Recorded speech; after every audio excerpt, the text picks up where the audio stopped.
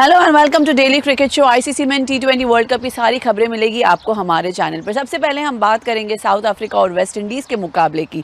जी हां, अहमदाबाद के नरेंद्र मोदी स्टेडियम में साउथ अफ्रीका ने टॉस जीतकर पहले गेंदबाजी का फैसला लिया। वेस्ट इंडीज़ ने 20 ओवरों में 8 विकेट खोकर 176 रन बनाए, लेकिन 177 रन का लक्ष्य अफ्रीका टीम ने सिर्फ 16.1 ओवर्स में 1 विकेट खोकर हासिल किया।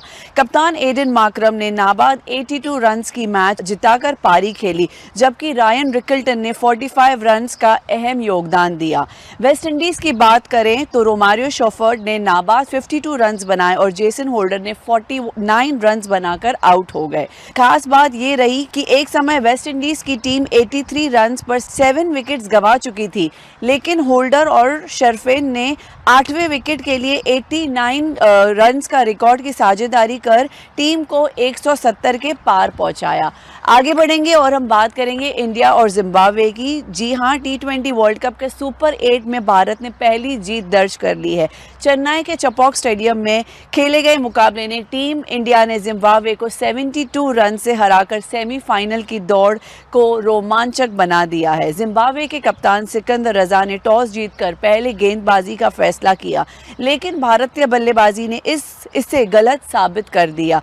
भारत ने 20 ओवर में 4 विकेट्स पर 256 रन बना दिए। ये टी20 वर्ल्ड कप के भारत का अब तक का सबसे बड़ा स्कोर है। अब हमारे साथ जुड़ेंगे हमारे international sports journalist Shanir Siddiqui और Asadullah Khan, former Afghanistan player and coach. Shanir से सबसे पहले इंडिया जीती, उसके लिए बहुत बहुत बधाइयाँ। बट सबसे पहले हम बात करेंगे साउथ अफ्रीका की जो जीत हुई है, जिसका सभी को बहुत बेसब्री से इंतजार था। दूसरी लगातार जीत, अहमदाबाद ऑफ कोर्स लकी है साउथ अफ्रीका के लिए, इसके लिए आप क्या कहेंगे? देखिए, साउथ अफ्रीका कल जिस तरह से खेला है ना, वो एक खूंखार शेर की तरह खेला है, क्योंकि जो वेस्ट इंडीज़ का स्कोर था 176 छोटा स्कोर नहीं था, और वो भी सुपर 8 में वेस्ट इंडीज भी अच्छा करता हुआ आ रहा था और एक ठीक ठाक बॉलिंग लाइनअप है उनके पास। उसके अगेंस्ट में महज 3 विकेट के ऊपर आपने ये स्कोर अचीव कर लिया, और वो भी 16 ओवर और 1 गेंद भी 16.1। तो ऐसा लगा था कि शायद साउथ अफ्रीका को स्ट्राइक रेट की जल्दी है ठीक करने की। जो काम कल इंडिया को करना था वो कल अफ्रीका कर रहा था। तो कि जिस तरह से उन्होंने खेला, ना लगा था कि उनको स्ट्राइक रेट अपना जो है वो बैलेंस करना है, सुधारना है। मतलब धड़ाधड़ आए, मारना शुरू किया। 1 विकेट महज उनका गिरा और उन्होंने 16 ओवर में जो है 177 का स्कोर जो है वो बना के देखिए कॉन्फिडेंस बराबर किया। जैसे वो मैचेस जीते हैं, हाँ जैसे वो मैचेस जीते हैं। स्टार्ट उन्होंने अफगानिस्तान से किया, एक बहुत ही अच्छा मैच खेला, उन्होंने अच्छा मैच जीता। उसके बाद से वो उन्होंने किसी भी टीम को हराया, इंडिया को भी हराया, बड़ी टीमों को हराया। अब कॉन्फिडेंस लेवल उनका इतना ऊपर है, अगर वो सेमीफाइनल में फिर से ओवर कॉन्फिडेंस नहीं होते हैं, कोलैप्स नहीं होता है, तो वो किसी टीम को भी मार देंगे। ये बहुत अच्छी आपने बात कही, क्योंकि उनके साथ तो एक इतिहास का ऐसा काला बदनुमा दाग लगा हुआ है कि हर बड़े टूर्नामेंट के सेमीफाइनल या फाइनल में जाके वो चोक कर जाते हैं, इसलिए उनको चोकर कहा जाता है। बट यहाँ पे इम्पोर्टेंट चीज़ ये कि साउथ अफ्रीका ने कल इंडिया को बहुत बड़ी मदद की, बहुत बड़ा रिलीफ था। अगर वेस्ट इंडीज़ जीत जाती तो इंडिया के लिए बहुत मुश्किल हो जाता सिनेरियो। मेरे ख्याल से इंडिया भी अच्छा स्कोर किया। इंडिया ने भी अपना उसका स्कोर कर दिया था, क्योंकि नेक्स्ट मैच फिर वेस्ट इंडीज़ के साथ था। और थोड़ा सा इंडिया की बॉलिंग जो डेप्थ में थी, जो ओपनिंग बॉलिंग बहुत अच्छी रही इंडिया की, बहुत ही उन्होंने अपना एज यूजुअल वो करते आ रहे हैं। लेकिन ये कंसर्न है यहाँ पे मिडल ओवर्स में और आखिर के ओवर्स में। तो बहुत इंपॉर्टेंट था कल, क्योंकि कल के मैच में जो वेस्ट इंडीज़ ने किया, इंडिया का अगला मैच वेस्ट इंडीज़ के साथ है, जो कि लिटरली क्वार्टर फाइनल मैच है। अगर आप जीते तो सेमीफाइनल में, हारे तो बाहर। अब कल जिस तरह से वेस्ट इंडीज़ खेला, अगर आप देखिए कि उनके 80 के ऊपर उनके जो है 6 विकेट गिर चुके थे। फिर जो है उनका वो रोमारियो शेफर्ड 7 डाउन पे आता है जी, और उसने जो धड़ाधड़ मारा है, 52 रन बनाए उसने कल 37 या 36 गेंदों के ऊपर जी। तो वहां से जो स्कोर हुआ वो जम करके वो 176 हो गया। तो वो ये जो लास्ट में 7 डाउन आके खेला है, तो ये ऐसा बताता है कि ठीक है, वो वेस्ट इंडीज़ की टीम कल हार गई, लेकिन टीम कल आई थी जीतने के इरादे से, खेलने के इरादे से। तो ये इंडिया के लिए कितना बड़ा खतरा होगा अगले। अगर हम वेस्ट इंडीज़ की बात करें तो उनके टेल एंडर ने स्कोर किए हैं। टेल एंडर अगर आपका स्कोर करना शुरू हो जाए या ऐसे मैच को करीब ले जाए, तो फिर आपका बैटिंग ऑर्डर जो है वो कुछ काम का नहीं है। हमने लास्ट शो में भी बात किया था कि वेस्ट इंडीज़ टीम का कोई पता नहीं है। ये ना हो कल 80 पे आउट हो जाए और वो कल 80 पे आउट हम होने कल वाले बात थे, कर रहे थे जी हाँ। कल वो 80 पे आउट होने ही वाले थे। तो अनप्रेडिक्टेबल है वेस्ट इंडीज़ की टीम। इंडिया की बॉलिंग अच्छी है, वेस्ट इंडीज़ को आराम से मार सकती है। जैसे जिम्बाब्वे के लिए भी हमारी एक्सपेक्टेशन डिफरेंट थी, लेकिन जिम्बाब्वे उस तरह का गेम नहीं खेल सका। इंडिया की टीम और थोड़ा कॉन्फिडेंस में आ गई है। ओपनिंग जोड़ी ने स्टार्ट लिया है स्कोरिंग करने का, और इसी तरह एक चीज़ बहुत इंपॉर्टेंट है कि अभी हम ज़रा सा उसी मैच की बात कर लें, क्योंकि साउथ अफ्रीका कहीं ना कहीं अगर फाइनल में पहुंचती है और हम भी पहुंचते हैं तो हमें लड़ना होगा।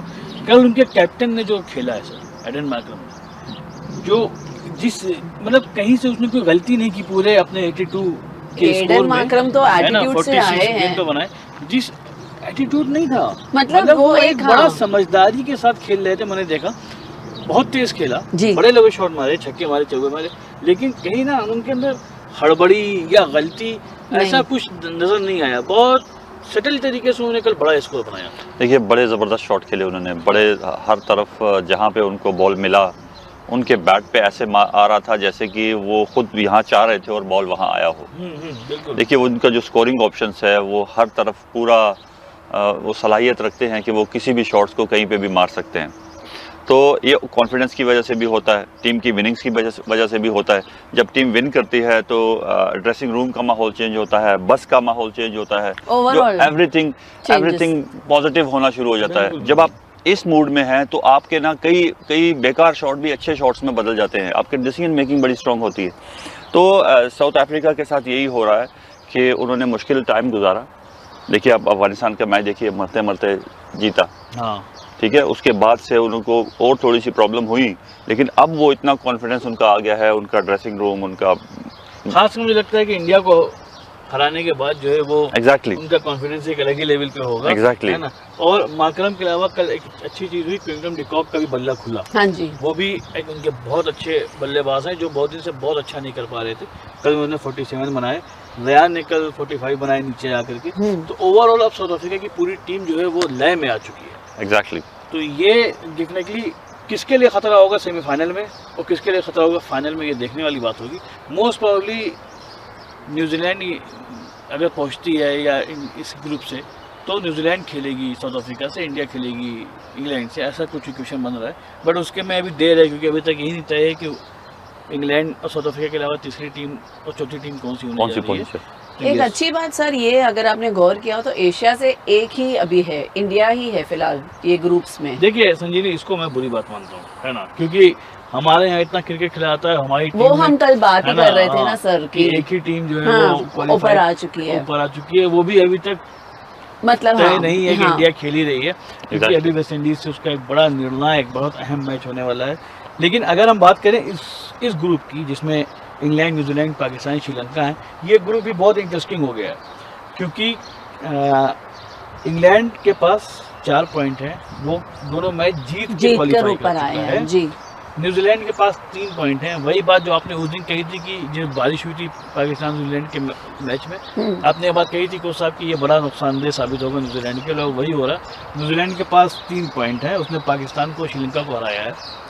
पाकिस्तान के पास महज 1 पॉइंट है जो बारिश से मिला है, न्यूजीलैंड के खिलाफ कोई मैच नहीं हुआ, उसने इंग्लैंड से वो मैच हार गया था। श्रीलंका के पास अभी तक कोई पॉइंट नहीं। अब आज बहुत अहम मुकाबला है इस ग्रुप के लिए, बहुत अहम मुकाबला है, क्योंकि इंग्लैंड और न्यूजीलैंड का मैच है। दोनों टीमें अपने ग्रुप में बहुत अच्छा कर रही हैं। अगर न्यूजीलैंड इंग्लैंड को हरा देता है तब तो कोई बात नहीं, न्यूजीलैंड के 5 पॉइंट हो जाएंगे, वो आगे बढ़ जाएंगे। लेकिन अगर इंग्लैंड ने न्यूजीलैंड को हरा दिया तो न्यूजीलैंड 3 पॉइंट पे रुका रहेगा। और कल एक मैच है श्रीलंका और पाकिस्तान का, और अगर पाकिस्तान ने श्रीलंका को हरा दिया तो पाकिस्तान के पास भी 3 पॉइंट हो जाएंगे। तो टैली ऐसे बनेगी, अगर के साथ मैं कह रहा हूँ कि अगर आज इंग्लैंड न्यूजीलैंड को हरा दे और कल पाकिस्तान श्रीलंका को हरा दे, तो इस ग्रुप में इंग्लैंड के पास 4 पॉइंट होंगे, न्यूजीलैंड के पास 3 पॉइंट होंगे और पाकिस्तान के पास भी 3 पॉइंट होंगे। और अगर आज की बात करें तो आज न्यूजीलैंड का स्ट्राइक रेट +3.05 है और पाकिस्तान का माइनस पॉइंट में है, लाइक 0 में लीजिए आप उसको। तो इस हार से इंग्लैंड की न्यूजीलैंड अगर हारता है तो उसका स्ट्राइक रेट कितना गिरेगा, और उसके से कल पाकिस्तान के सामने तस्वीर एकदम साफ होगी कि श्रीलंका को कितने रनों से हराएं या कितने ओवर में अचीव कर लें कि वो इस स्ट्राइक रेट को पार कर लें। Exactly. अगर जीतते हैं तो एग्जैक्टली तो फिर पाकिस्तान के लिए बहुत मतलब चांसेस बन जाएंगे कि वो सेमीफाइनल खेलेगा। तो अभी उम्मीद मरी नहीं है पाकिस्तान की, मेरा कहने का मतलब नब्ज़ चल रही है। नब्ज़ चल रही है और पूरा दारोमदार आज इंग्लैंड के ऊपर है। आज वो पूरा मुल्क इंग्लैंड के लिए दुआ कर रहा होगा, बॉस के लिए, हाँ अपने बॉस के लिए, अपने बॉस के लिए कि आप आज न्यूजीलैंड को हरा दो, है ना, तो कम से कम हम फिर एक कुछ इक्वेशन बना के श्रीलंका को हरा दें कि हम क्वालिफाई कर दें। सही बात। अगर ऐसा होता है एक सिनारियो में, न्यूजीलैंड के लिए मुझे बहुत अफसोस होगा। वो टीम बहुत अच्छा खेली है पूरे टूर्नामेंट में, अभी तक खेलती आ रही है बहुत अच्छा। लेकिन अगर हम मैचेस को देखें, न्यूजीलैंड का मुझे कॉम्बिनेशन जो परफॉर्मेंस है इस वर्ल्ड कप में वो ज़्यादा न्यूजीलैंड को मुझे स्ट्रॉन्ग नज़र आ रही है इंग्लैंड से भी। इंग्लैंड में अच्छे प्लेयर्स हैं, बड़ा अच्छा कॉम्बिनेशन बना हुआ है, लेकिन न्यूजीलैंड इंग्लैंड ने अभी तक सारे मैच जीते हैं। हाँ ठीक है, दैट इज़ अनदर मैटर। लेकिन यहाँ पे बारिश की वजह से थोड़ा प्रेशर इन पे आया और अभी भी मैं समझता हूँ कि न्यूजीलैंड बहुत टफ टाइम देगी इंग्लैंड को। कोई आसान नहीं होगा इंग्लैंड के लिए मैच जीतना। ठीक है, देखना होगा, आज बहुत अहम है ये चीज़ देखना कि जो है क्या होने वाला है इंग्लैंड न्यूजीलैंड के मैच में। उसी पे पाकिस्तान की किस्मत टिकी हुई है। अब हम बात करेंगे इंडिया की। जी बात करेंगे कल के उस मैच मुकाबले जिसको लेके हमारा और असद साहब का हमेशा इख्तिलाफ रहता है ना, कि क्या संजू सैमसन को टीम में आना चाहिए नहीं आना चाहिए। मैं हमेशा से कह रहा था आना चाहिए।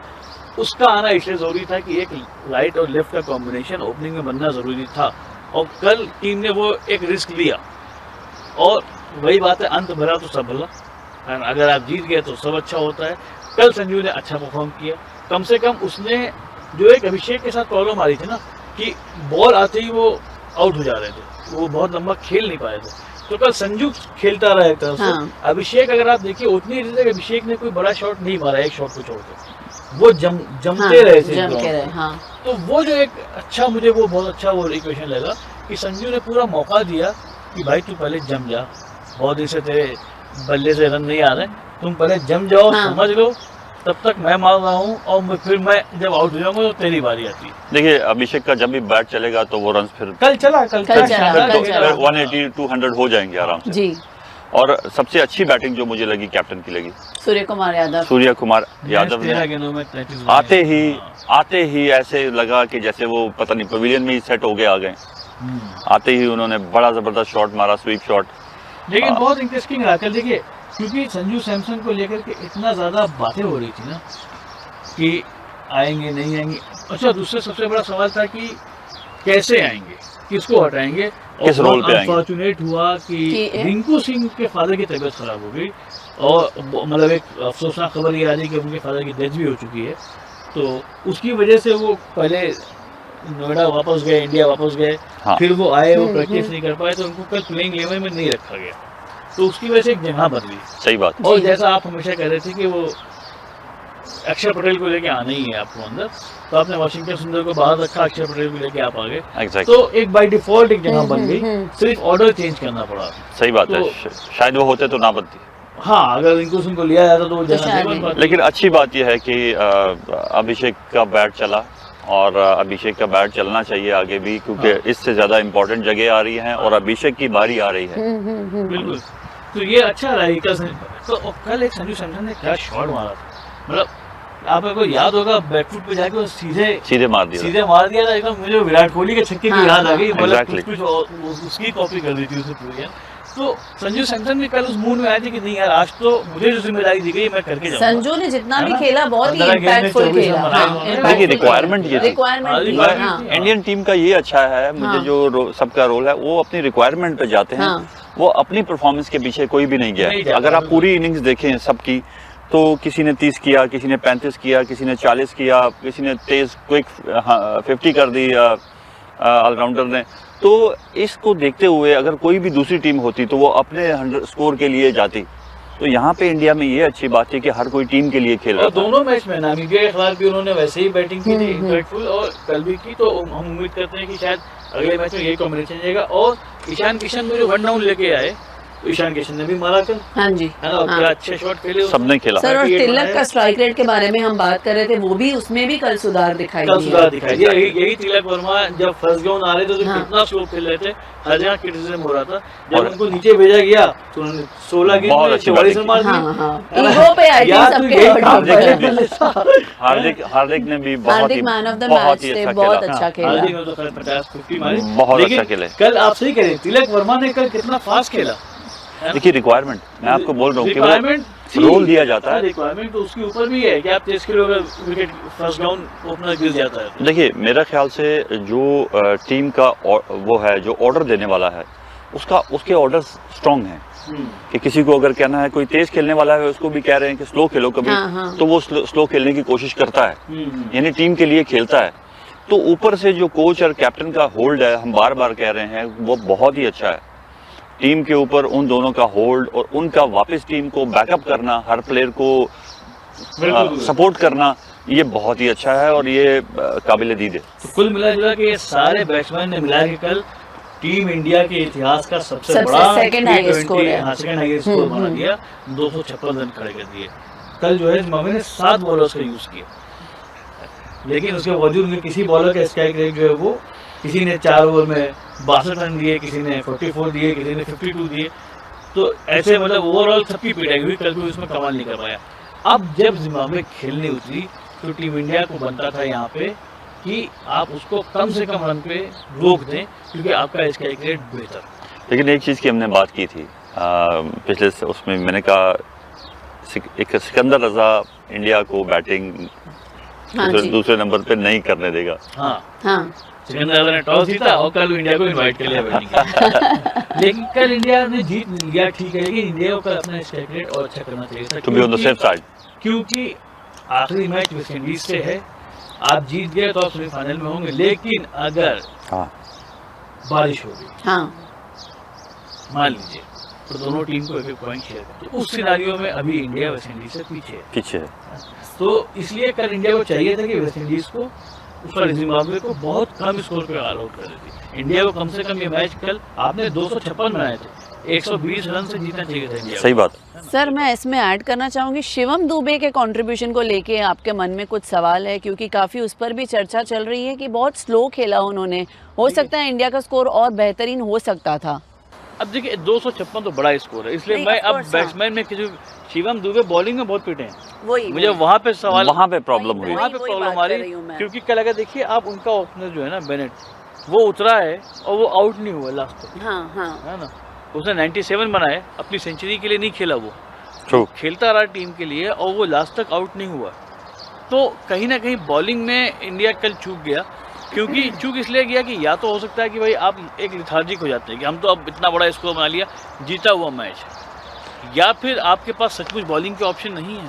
देखिए इस ऑप्शन पे इनको गौर करना चाहिए, क्योंकि आगे और मुश्किल मैच आ रहे हैं, और डेथ बॉलिंग और मिडल ओवर्स, जैसे हमने कल बात भी की थी कि मिडल ओवर्स में किसी भी टीम को पकड़ना है वहाँ पर, हाँ, वहाँ पे उनको स्लो करना है। एग्जैक्टली वहाँ पे उनको स्लो करना है। शुरू में वो आपके 2 बॉलर्स आपका पूरा सपोर्ट कर रहे हैं, लेकिन बीच में और डेथ में आपको सपोर्ट चाहिए। बीच में तो बहुत ज़्यादा सपोर्ट चाहिए। आप सारे मैचेस देखिए, इंडिया को बीच में ज़्यादा अच्छी सपोर्ट नहीं मिल रही है, तो इस जगह पे इंडिया को सोचना चाहिए। और मेरे ख्याल से हमने पिछली उसमें भी कहा कि एक बार कुलदीप यादव को ट्राई करना चाहिए, ट्राई करना चाहिए। कल शिवम दुबे ने 2 ओवर में 46 रन दिए, जो कि यूजुअली एक बॉलर 4 ओवर में देता है।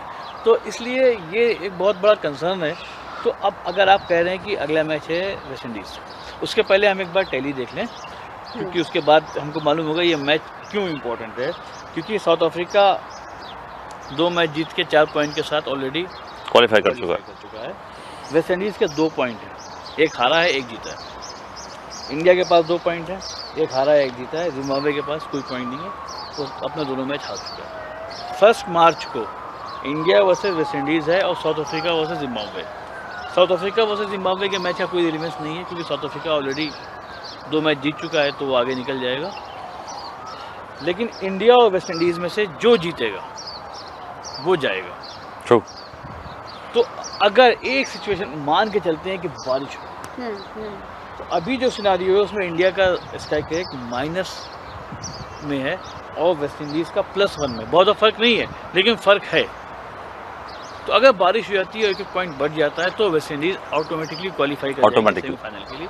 तो इसलिए सबसे पहले तो हम ये दुआ करें कि 1 मार्च को मौसम साफ हो, अच्छा मौसम हो और इंडिया जीते, क्योंकि अब मामला स्ट्राइक रेट का नहीं रह गया, अब आपको जीतना ही जीतना है। बिल्कुल। और वेस्ट इंडीज को फंसाने के लिए बहुत जरूरी है कि एक रिस्क स्पिनर टीम में हो। एग्जैक्टली, चाइनामैन हो, डिफरेंट टाइप है, चाइनामैन का होना बड़ा इंपॉर्टेंट है। वहाँ पे कुलदीप यादव का रोल बहुत अहम हो जाता है कि अगर हम बैटिंग में यही ऑर्डर लेके चलते हैं तो कुलदीप यादव को हम कहाँ फिट करेंगे, एग्जैक्टली बड़ा सवाल है ना। क्योंकि अभी अब इस प्लेइंग 11 में जो कल खेली है, मुझे नहीं लगता कोई हटने वाला, ये किसी के हटने की गुंजाइश है कहीं, क्योंकि अगर भले ही वो शिवम दुबे कल पिट गए लेकिन बैटिंग भी तो करते हैं। एक मैच में उन्होंने अकेले जिताया आपने हाँ जी, या आगे तक ले गए थे, वो जीत नहीं पाया था इंडिया, लेकिन वो मैच को एक रिस्पेक्टेबल नंबर तक ले गए थे। तो किसको हटाएगी टीम इंडिया अगर लेके आना? ये चक्रवर्ती को स्पिनर, वो भी एक ऑप्शन ये वो भी लेग स्पिनर हैं, राइट आर्म लेग स्पिनर हैं, और उन्होंने कल स्कोर भी काफी खाया। हाँ, अच्छी पिटाई हुई इनकी। हाँ, और इसके पहले भी वो बहुत पिटाई इनकी हो चुकी है साउथ अफ्रीका। एग्जैक्टली, वो सारे इवेंट में, सारे मैचेस में उनको स्कोर बन रहा है, यानी उनको उनसे अच्छी जगह पे बॉल पिच नहीं हो रहा है, अच्छी जगह को वो नहीं मार पा रहे हैं। तो मेरे ख्याल से एक चांस कुलदीप को देना चाहिए। Kuldeep different type of bowler है, क्योंकि अगर आप किसी भी टीम को देखें, इसमें चाइनामैन बहुत कम होते हैं कि जिसके अगेंस्ट वो ज़्यादा प्रैक्टिस कर सकें। लेग स्पिनर और लेफ्ट आर्म स्पिनर हर जगह होते हैं, वो नॉर्मल होते हैं, तो उसके अगेंस्ट आप अच्छी प्रैक्टिस कर सकते हैं। लेकिन चाइनामैन बॉलर्स जो डिफरेंट टाइप ऑफ बॉलर्स होते हैं, उनके अगेंस्ट ज़्यादा आप प्रैक्टिस नहीं कर सकते हैं। आपको कुछ नया करना होता है जहाँ पे आप फंस भी सकते हैं और विकेटें भी दे सकते हैं। तो ये एक सजेस्टेड चेंज है जो टीम इंडिया कर सकता है वेस्ट इंडीज़ को फंसाने के लिए, कि वरुण चक्रवर्ती को बाहर करके वो कुलदीप यादव को टीम में ले, बाकी टीम एज इट इज़ खेल। Very good.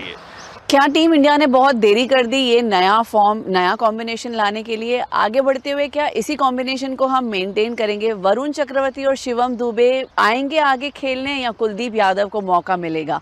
देखने के लिए बने रहिए हमारे साथ।